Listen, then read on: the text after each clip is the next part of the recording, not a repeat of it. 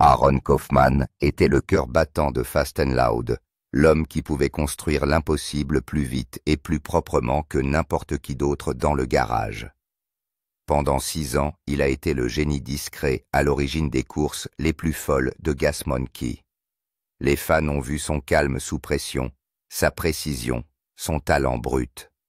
Ce qu'ils n'ont pas vu, c'est le chaos qui régnait derrière les caméras, les tensions, les trahisons et les affaires qui allaient l'éloigner d'un empire de plusieurs millions de dollars en 2017. Ce qui s'est passé entre Aaron et Richard Rawlings n'était pas seulement un désaccord créatif.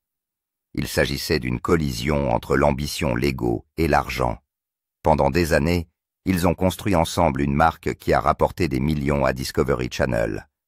Mais au fur et à mesure que Gas Monkey Garage se développait, Aaron a commencé à remarquer des fissures dans le partenariat. Il n'était pas écouté sur le plan créatif. Les délais étaient de plus en plus courts, les attentes de plus en plus grandes, et la qualité du travail, la passion de sa vie, était échangée contre une valeur de divertissement. Le spectacle n'avait plus rien à voir avec l'artisanat, mais avec le chaos. Puis vint la goutte d'eau qui fit déborder le vase, la construction d'un camion dangereux qui faillit se terminer en tragédie. Aaron s'est rendu compte que non seulement il ne contrôlait plus rien sur le plan artistique, mais qu'il formait sans le savoir son propre remplaçant. Mais pour comprendre pourquoi cette trahison a frappé si profondément, il faut savoir d'où vient Aaron. Aaron Kaufman est né le 26 janvier 1982 à Crowley, au Texas. Son éducation a été rude et modeste.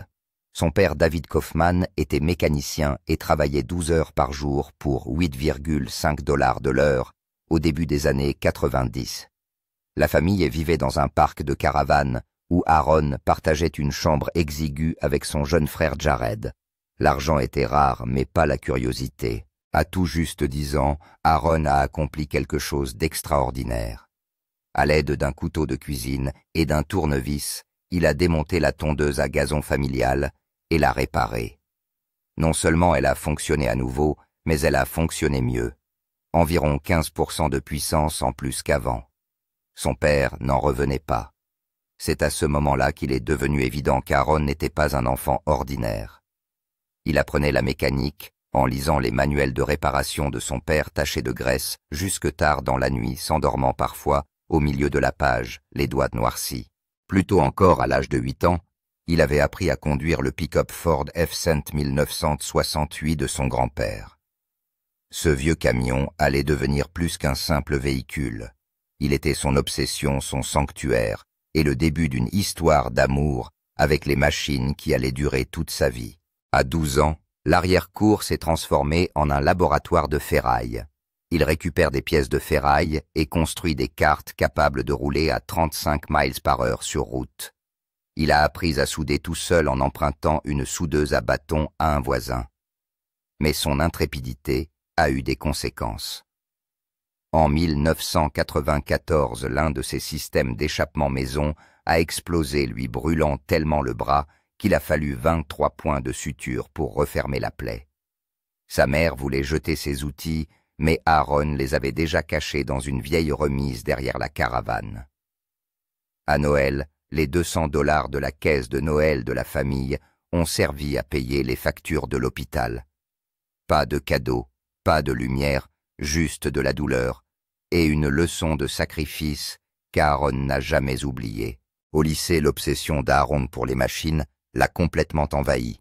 Il a manqué 127 jours en une seule année scolaire, non par paresse, mais parce qu'il travaillait dans des ateliers automobiles clandestins du comté de Dallas.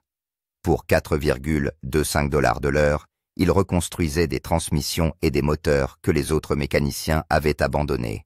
À 16 ans, il réussit une reconstruction impossible en seulement 11 heures et gagne son premier gros salaire, 200 $ en liquide. Plus tard, le directeur de l'école fouille son casier et trouve un 400 $ de factures froissées provenant de travaux de réparation effectués le week-end. C'était plus que ce que la plupart des adultes de Crowley gagnaient en un mois. Son professeur d'atelier l'a couvert en falsifiant les registres de présence pour qu'il reste inscrit, la nuit venue. Aaron se glisse par la fenêtre pour travailler sous des lampes de poche vacillantes, les mains coupées et couvertes de cicatrices, mais les yeux pleins de détermination. Ses parents ne comprenaient pas. Ils pensaient qu'il se détruisait. Ce qu'ils ne savaient pas, c'est qu'il était en train de construire quelque chose, un empire de compétences et de courage qui ferait un jour de lui une légende. En 2000, Aaron a essayé l'université s'inscrivant dans un programme d'ingénierie avec une moyenne de 3,7 et une bourse partielle. Mais le monde universitaire n'a pas réussi à le retenir. Lorsqu'un professeur a jugé irréaliste l'une de ses conceptions de transmission personnalisée, Aaron a abandonné ses études au bout d'un semestre. Il avait déjà construit cette même transmission à partir de $50 de pièces de pacotille. Son professeur ne pouvait pas le croire, mais Aaron n'avait pas besoin de validation. Il avait besoin de liberté. La liberté a un prix. Il s'est endetté de $400-800 auprès d'usuriers pour acheter des outils. Lorsqu'il a quitté l'école, sa famille a été privée d'électricité dans sa caravane pendant 3 mois. Ils ont survécu à la lueur des bougies pendant qu'Aaron réparait des voitures pour payer les factures. En septembre 1999, il a pris un autre risque, une moto tout-terrain artisanale de 78 chevaux. Il a essayé de sauter un ravin de 15 pieds à 65 miles à l'heure. Il s'est écrasé, se brisant le poignet en 3 endroits. L'opération a coûté $8 400. Sa famille a vendu sa seule voiture, la même Ford F-Cent qui a été à l'origine de tout cela, pour couvrir la facture. En 2002, le destin s'en mêle enfin. À 20 ans, alors qu'il travaille dans un petit garage de Dallas, Aaron rencontre Richard Rawlings, un entrepreneur qui parle vite et qui a de grands rêves. Richard a vu la brillance brute du travail d'Aaron et l'a invité à rejoindre son nouveau projet, Gas Monkey Garage. Ce qui s'ensuivit fut un véritable coup de foudre. Ensemble, ils ont transformé des épaves en œuvres d'art et ont fait de Fast and Loud l'une des plus grandes émissions de Discovery Channel. Mais derrière le succès des fissures, se sont creusés. Richard s'occupait de la célébrité et des affaires. Aaron s'occupait du cœur et de l'âme. Et tandis que l'argent affluait, le contrôle créatif échappait à l'homme qui avait construit les machines qui avaient rendu l'émission célèbre. En 2017, la tension a atteint un point de rupture. La construction dangereuse du camion, précipitée pour les échéances télévisuelles, a failli se terminer en catastrophe. Quelqu'un aurait pu mourir. C'est à ce moment-là qu'Aaron a réalisé qu'il ne faisait plus partie du rêve. Il n'était plus qu'un rouage dans la machine de quelqu'un d'autre. Il s'est donc éloigné des millions de la célébrité et de tout ce qu'il avait contribué à créer. Les dirigeants de Discovery Channel sont stupéfaits. Richard a été pris au dépourvu. Mais Aaron n'a pas bronché. Il a pris ses outils, son talent et son intégrité et est parti pour tracer son propre chemin. En fin de compte, Aaron Kaufman n'a pas quitté Fast and Loud à cause d'un échec. Il est parti parce qu'il a refusé de vendre son âme. Le gamin qui a reconstruit une tondeuse à gazon avec un couteau de cuisine était toujours en lui, sans compromis, sans peur et sans volonté d'être contrôlé. Ce fut le début d'un partenariat de 15 ans qui allait changer leur vie à tous les deux. Aaron est devenu le principal fabricant. Gas Monkey existait déjà depuis des années, mais les mains sûres et l'esprit créatif d'Aaron en ont fait quelque chose de concret. Il ne se contentait pas de réparer des voitures. Il construisait les fondations d'une marque qui allait bientôt passer à la télévision. En 2008, Aaron s'est attaqué à une Chevrolet Corvette 1968 rouillée, l'un de ses premiers grands projets. Il a reconstruit le moteur Ford 27 Big Block, fabriqué de nouveaux échappements et tout restauré à la main. La voiture a été vendue pour $5 800 après avoir coûté $8 500 à l'achat et à la réparation. Ce bénéfice de $50 000 a prouvé qu'Aaron était plus qu'un simple passionné de mécanique. C'était un génie des affaires. 2 ans plus tard, en 2010, il a tenté quelque chose d'encore plus fou. Il a pris une carrosserie de Dodge Charger de 1970 et l'a fusionné avec un moteur de Viper VDX. C'était tellement difficile qu'ils ont failli perdre l'atelier à cause de cela. Les systèmes électroniques ne correspondaient pas, les coûts ont explosé. À un moment donné, Rawlings a envisagé d'arrêter définitivement ses activités. Mais lorsque la voiture a finalement été assemblée, elle a remporté le prix de la meilleure voiture classique modifiée à l'Autorama de Dallas. En 2011, Aaron a restauré une Mustang de 1972 en utilisant principalement des pièces recyclées, notamment un moteur 350 et un Cleveland provenant d'une Torino accidentée et des sièges provenant de 3 voitures différentes.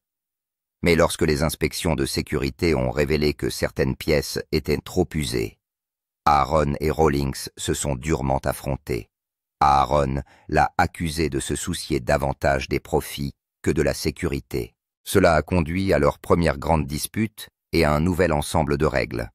Le moment le plus dangereux s'est produit en octobre 2011, lorsque Aaron a emmené sa Chevrolet CDX 1969 modifiée sur une piste d'accélération. Le camion avait une puissance de 720 chevaux.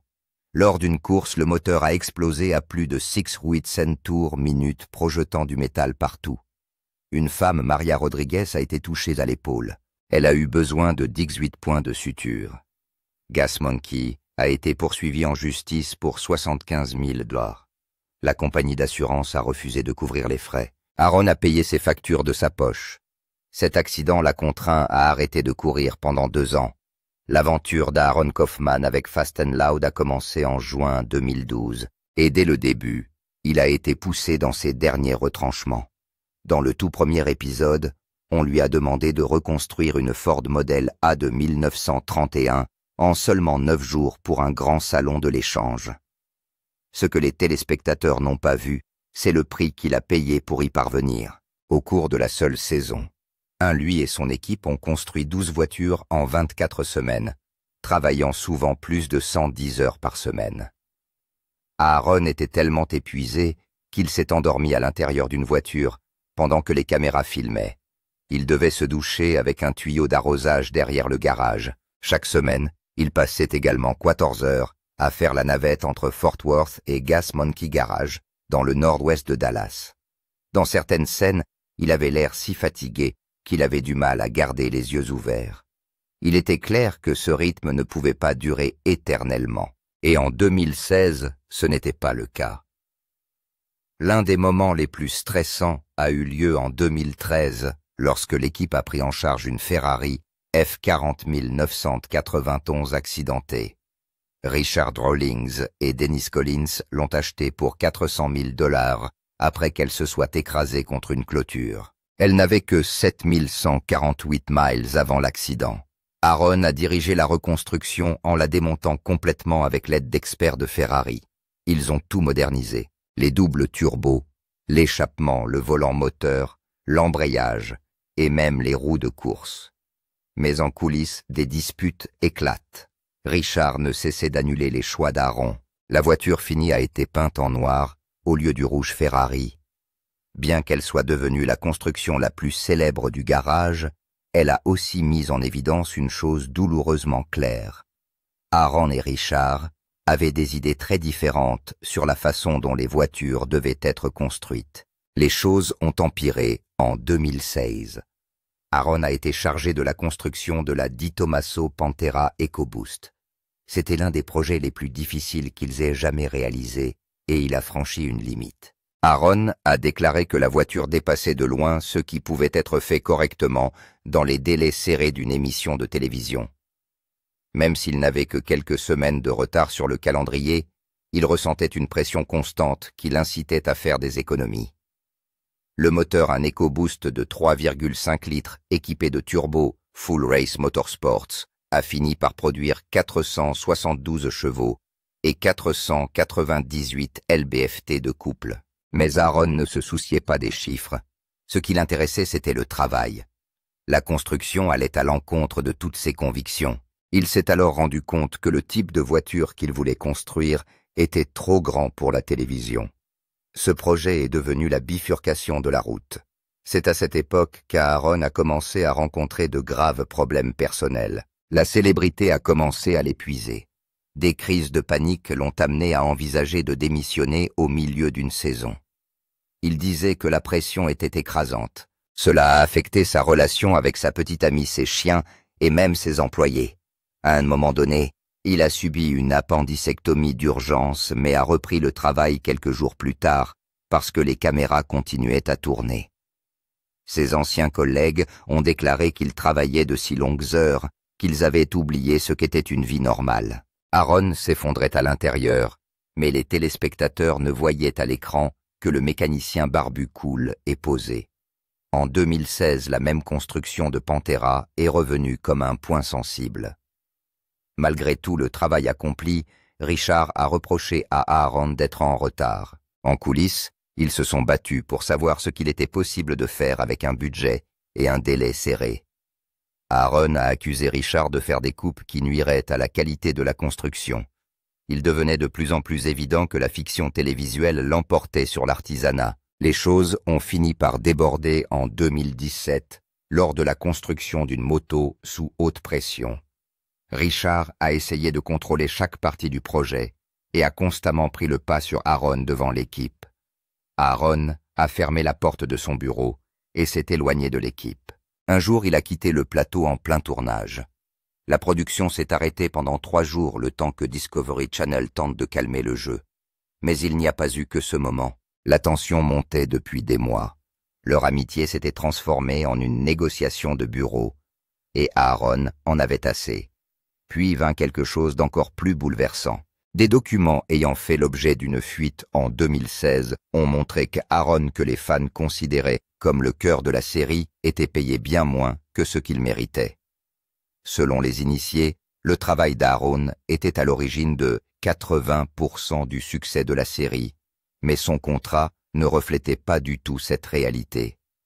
En 2021, sa valeur nette était d'environ 3 millions de dollars, mais Richard avait gagné beaucoup plus. Aaron a découvert plus tard qu'il formait même les mécaniciens qui étaient préparés à le remplacer. Ce fut la dernière insulte. Il s'est rendu compte qu'il avait été exploité sur le plan financier et créatif. En 2017, il l'a finalement appelé, comme il le sentait, une prison créative. Lors d'un podcast, Aaron a déclaré que le garage était devenu un plateau de télévision et non un endroit pour construire de vraies voitures. Chaque construction était faite pour une caméra, pas pour le métier. La qualité ne compte plus autant que le drame. Cela lui a brisé le cœur. Il s'est dit pris au piège d'un système où les histoires comptaient plus que les compétences. Cette même année, il y a eu une dernière trahison. Lors de la construction d'un semi-remorque sur mesure, Aaron a mis en garde l'équipe contre de graves problèmes de sécurité. Mais Richard voulait que le test de conduite soit fait rapidement pour obtenir de bonnes images. Le camion a failli tomber en panne sur la route. Aaron était furieux. Il a déclaré qu'il ne continuerait pas à travailler si des vies étaient mises en danger pour l'audimat. Il avait l'impression que son nom était apposé sur des raccourcis dangereux auxquels il ne croyait pas. Puis le 6 mars 2017, Aaron a discrètement publié sur Facebook qu'il quittait Gas Monkey Garage. Les fans ont été choqués. Il préparait sa sortie depuis plus d'1 an. Il a admis que cela faisait des mois qu'il n'était plus dans le coup. Le message ressemblait plus à une lettre de rupture qu'à un changement de carrière. Il a déclaré que les 5 dernières années lui avaient semblé en avoir 20. La base de supporters a explosé d'émotion. Personne ne l'a vu venir. Mais le drame ne s'est pas arrêté là. En juin 2018, Richard Rawlings a été frappé par un procès de 6 millions de dollars de la part de Gas Monkey Bar and Grill. Il était accusé d'avoir tenté de saboter une vente de 3,5 millions de dollars. Aaron a été entraîné dans le désordre en tant que témoin clé. Le procès a révélé à quel point les choses s'étaient dégradées en coulisses. L'affaire s'est terminée en août 2019 par un accord entre les 2 parties. Mais le mal était fait. Lorsqu'Aaron a lancé sa propre émission Shifting Gears en 2018, les gens avaient de grands espoirs. Mais l'émission s'est rapidement effondrée. Les audiences ont fortement chuté. Aaron avait l'air fatigué devant la caméra. Il a même dit à ses fans qu'il était épuisé. Les critiques ont été sévères. Les gens ont dit que la série était ennuyeuse et que sans Richard Aaron n'avait pas la même énergie. La série n'a duré que 12 épisodes, puis un autre scandale a éclaté. En 2019, des clients l'ont poursuivi pour avoir abandonné des projets de voitures personnalisées d'une valeur de 300 000 $. Une Ferrari F40, une Corvette L88 de 1969 et une Mustang Shelby Super Snake. Il avait accepté des paiements importants et était parti avant de les avoir terminés. L'une des Ferrari a ensuite été saisie dans le cadre d'une affaire de fraude sans rapport avec l'affaire. Les poursuites judiciaires ont gravement entaché sa réputation. En 2020, les choses ont pris une dernière tournure surprenante. Des courriels divulgués montrent que Richard a essayé de faire revenir Aaron en lui proposant de doubler son ancien salaire et de lui donner le contrôle total de la création. Richard lui a dit de revenir selon ses propres conditions. Aaron n'a même pas sourcillé. Il a juste dit « Tu as choisi la télé. J'ai choisi la construction. » C'est là toute la différence. Et il s'en est allé pour de bon. Lorsque Aaron Kaufman a quitté Fast and Loud en 2017, la plupart des gens pensaient qu'il faisait un geste audacieux. Mais personne ne s'attendait à ce que sa toute première construction de châssis dans son nouvel atelier ArcLight Fabrication ébranle l'industrie comme elle l'a fait. Il a construit un châssis sur mesure pour des camions Ford F-Cent classiques et l'a vendu pour 150 000 $. Ce chiffre a stupéfié la communauté, car la plupart des F-Cent complets se vendaient pour moins de la moitié de cette somme. Mais Aaron n'était pas un constructeur comme les autres. Après avoir travaillé 15 ans au Gas Monkey Garage, ses compétences en matière de fabrication étaient devenues légendaires. Il a utilisé une géométrie de suspension fabriquée à la main, des supports personnalisés et des soudures qui semblaient appartenir à un avion de chasse. Les concurrents ne savaient pas quoi en penser. Certains disaient qu'il pratiquait des prix de célébrité. Mais la vérité, c'est que son travail ressemblait vraiment à quelque chose que personne d'autre ne faisait. Puis vint le désastre. En 2019, un incendie a ravagé ArcLight Fabrication et détruit des stocks d'une valeur de 50 000 $. Le pire n'est pas seulement la perte en dollars, c'est aussi la façon dont l'incendie s'est produit. Les enquêteurs ont découvert qu'un câblage défectueux était à l'origine de l'incendie. Et ce câblage avait été installé par Aaron lui-même. Pour économiser de l'argent, il n'a pas fait appel à un électricien agréé et a câblé l'extension à la main. Cette erreur a failli faire couler l'atelier. Un employé avait laissé du matériel de soudage branché au mur avant le week-end. Lorsqu'il a surchargé le circuit, les étincelles ont pris feu. Parmi les objets perdus se trouvaient des pièces Ford rares des années 1960, dont certaines qu'Aaron avait passé des décennies à collectionner. Plus choquant encore, ArcLight ne bénéficiait pas d'une couverture d'assurance complète. Il a payé l'intégralité de la perte de sa poche et resté ouvert, et a continué à honorer les commandes de ses clients. Mais cela lui a coûté des semaines de perte de temps, et bien plus que de l'argent. Les choses ne se sont pas arrangées en 2020. Cette année-là, Aaron propose des kits de conversion électrique pour les camions classiques qui ont fait sa renommée. Au lieu d'être applaudi, cette initiative a suscité l'indignation. Les kits utilisaient des batteries Tesla Model S et coûtaient entre 35 000 et 45 000 $. Mais les puristes de Ford n'ont pas été impressionnés. Ils ont dit qu'ils ruinaient l'histoire. Lors du salon SEMA 2020. Aaron s'est disputé pendant 45 minutes avec l'historien de l'automobile Jerry Hathaway, qui a qualifié les conversions de sacrilège. Plus de 500 courriels de colère ont été reçus. Certains clients ont annulé leur commande d'une valeur de plus de 200 000 $. Des clubs ont menacé de le boycotter, mais une chose surprenante s'est produite. Une vague de jeunes acheteurs a afflué. En l'espace de 6 mois, 150 personnes ont versé des acomptes pour des constructions électriques. La controverse l'a montré clairement. Le marché s'est divisé. Aaron se situe désormais à la frontière entre la restauration à l'ancienne et l'innovation moderne. En 2022, une interview en coulisses a révélé quelque chose qu'Aaron avait gardé secret. En 2018, Il n'était plus qu'à 60 jours de fermer ArcLight pour de bon. Après avoir quitté la série, il a perdu son salaire de 35 000 $ par épisode. Et sa nouvelle entreprise croule sous 750 000 $ de prêts de démarrage. Les ventes sont plus faibles que prévu. Il a dû vendre sa voiture de course personnelle, une Ford Falcon de 1963, construite pour la course de côte de Pikes Peak, pour 65 000 $, juste pour payer les salaires. Ses demandes de prêt ont été rejetées par 5 banques. Les ratios d'endettement atteignaient plus de 300%. La situation ne s'est améliorée qu'après un partenariat avec Restomod Air qui a permis d'injecter 400 000 $ dans l'entreprise. À l'époque, Aaron avait déjà licencié 4 employés et avait failli déposer le bilan. Cette histoire n'a pas été diffusée à la télévision, mais elle était bien réelle. En 2024, tout a basculé. ArcLight Fabrication n'était pas seulement en train de survivre, elle était en plein essor. Ce ne sont pas les camions qui rapportent le plus, mais les roues.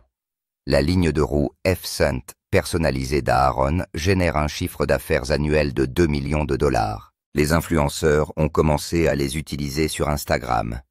Et très vite, des commandes sont arrivées de pays comme l'Allemagne, l'Australie et le Royaume-Uni. Les frais d'expédition à eux seuls s'élevaient à 800 à 1200 $ par jeu. Et les clients ont continué à payer. Les ventes en ligne représentent désormais 78% du chiffre d'affaires d'ArcLight, contre seulement 23% en 2019. Aaron a transformé un magasin local en une marque mondiale de commerce électronique, sans aucun soutien télévisuel. Mais derrière le succès, il y avait des luttes personnelles. En 2020, des rumeurs ont commencé à faire état de problèmes dans le mariage d'Aaron avec Charlene Fleming. Ils ont été ensemble pendant plus de 10 ans avant de se marier en 2018, mais leurs amis ont dit que ces journées de travail de 16 heures laissaient peu de place à la vie de famille. Il a été vu seul lors d'événements. Pas de bague. Des sources proches ont décrit des disputes au sujet de son choix de privilégier le travail au détriment de la famille. En 2021, ils ont tenté une thérapie. Mais lors de récentes interviews, Aaron a gardé le silence sur la question de savoir s'ils étaient toujours ensemble. Il n'était pas seulement confronté à des problèmes relationnels. Après avoir quitté Fast & Loud, Aaron a sombré dans une crise de santé mentale. En 2023, il admet que l'effondrement de la célébrité l'a frappé de plein fouet. Un jour, il est passé à la télévision nationale. L'instant d'après, il n'était qu'un homme dans un magasin qui essayait de vendre des pièces de châssis. Il avait des crises de panique. Il doutait de lui. Pendant plus d'1 an, il a suivi une thérapie 2 fois par semaine. Des séances d'EMDR l'ont aidé à gérer l'anxiété causée par des années de pression publique. Peu à peu, le brouillard s'est dissipé. C'est alors que survient la crise de santé. En mars 2021, alors qu'il travaillait seul tard dans la nuit, Aaron s'est effondré dans son atelier. Son appendice s'est rompu. Il a été retrouvé inconscient à 3h47 du matin. Monsieur à côté d'un cadre de F-Cent à moitié construit. Il a été transporté d'urgence à l'hôpital presbytérien de Dallas. L'opération a duré 6 heures, car l'infection s'était trop étendue. Une deuxième procédure d'urgence a suivi, après qu'il ait développé une péritonite. ArcLight a fermé ses portes pendant près de 4 mois. La perte d'activité s'est élevée à environ 340 000 $. Ce coup du sort a contraint Aaron à ralentir enfin.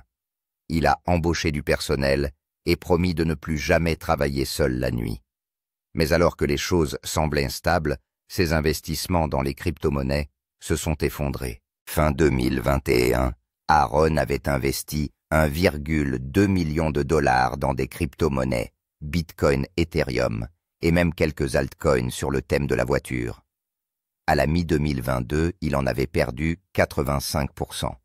Cela a fait disparaître 1,02 million de $ de son épargne personnelle. Pour rester à flot, il a hypothéqué son magasin de Dallas et vendu 2 de ses rares F-Cent, dont un prototype de 1956 d'une valeur de 180 000 $. Cette perte l'a également contraint à retarder de plus d'1 an le projet de documentaire dont il rêvait sur la route 66. Enfin, en novembre 2024, Aaron est revenu sous les feux de la rampe. Lors du salon CMA de Las Vegas, il a annoncé un nouveau projet que personne n'avait vu venir. Il avait secrètement acheté des voitures liées à l'histoire de la route 66 et avait l'intention d'en restaurer 12, dont une Ford F, un de 1949 et une Chevrolet Impala de 1962, utilisée dans l'émission télévisée Route 66. Il s'est associé au service des parcs nationaux et au Smithsonian. Discovery Channel lui a même proposé de transformer le projet en une nouvelle série. Le budget du projet s'élève à plus de 2,3 millions de dollars. Une partie de cette somme a été financée par le crowdfunding. Le reste provient de collectionneurs privés. Il s'agit du projet le plus ambitieux qu'il ait jamais réalisé. Dans le même temps, ArcLight a commencé à combiner le design classique avec l'innovation électrique. Elle a commencé à proposer des véhicules électriques qui ressemblaient à des camions d'époque, mais qui fonctionnaient comme des Tesla. Son usine d'Austin est devenue un hybride entre le travail du métal de la vieille école et la technologie moderne des batteries. Cette stratégie l'a placé à la tête d'un tout nouveau marché, le hot-rodding durable. En 2023, sa valeur nette s'élevait à nouveau à 8 millions de dollars. Son atelier d'Austin s'occupe désormais de restauration complète de F-Cent, dont le prix varie entre 75 000 dollars et 150 000 dollars. Il a conclu des accords de marque avec MagnaFlow, Sierra Cars et d'autres. Il a participé à des courses au Pikes Peak. Il conduisait tous les jours une Ford F-150 2004 modifiée pour tester de nouvelles idées. Et il continuait à produire sa propre émission. Chacune de ses actions s'inscrivait dans un plan plus vaste, visant à garder le contrôle, à rester indépendant et à continuer à aller de l'avant. Aaron a parlé ouvertement de la façon dont les projecteurs de la télévision l'ont changé. Il a déclaré que travailler 110 heures par semaine juste pour faire du théâtre pour la caméra n'était plus ce qu'il voulait. Lorsqu'il a quitté Gas Monkey Garage, il ne s'agissait pas seulement d'affaires. Il s'agissait de construire des choses qui comptaient vraiment pour lui. Aujourd'hui encore, malgré tous les revers et les échecs évités de justesse, c'est ce qu'il fait.